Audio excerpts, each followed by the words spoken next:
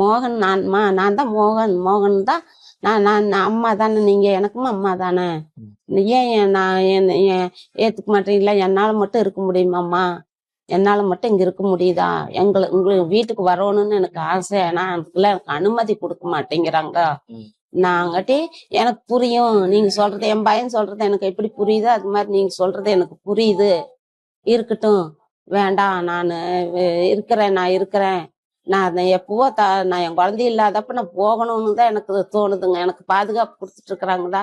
இவங்களாம் நைட்லாம் நான் தூங்கலிங்க, என் கூடவே தான் தூங்காமையா தான் முழிச்சிட்டு இருக்கிறாங்க. ம். நான் எப்ப தூங்குன்னு எனக்கே தெரியாது. ஆனா இவங்க முழிச்சிட்டு தான் இருக்கிறாங்க.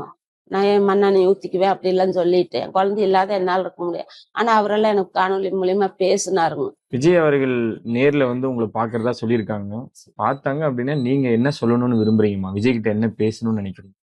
விஜய் கிட்ட பேசுறத விட இங்க இருக்கிற என்னையாட்ட மக்கள், என்னையாட்ட தாய்கிட்ட எல்லாம் சொல்றது ஒரே ஒண்ணு, விஜய் வரணும். இந்த தமிழ்நாட்டுல விஜய் முதலமைச்சரா வரணும். என் குழந்தையோட ஆசையும் சரி. இந்த மாற்றுத்திறனாளிக்கு கொடுத்து, நீங்க இப்ப வந்து ட்ரெஸ் போட்டிருக்கிறீங்களா, எப்படி இருக்கிறீங்கன்னு கூட தெரியாது. அம்மா இந்த ட்ரெஸ் நல்லா இருக்குதானே, சூப்பரா இருக்குதுங்க அப்படின்னு உங்களுக்கு சொல்லுவேன். அந்த அளவுக்கு நான் இந்த இடத்துல உட்கார்ந்துருக்கிறேன்.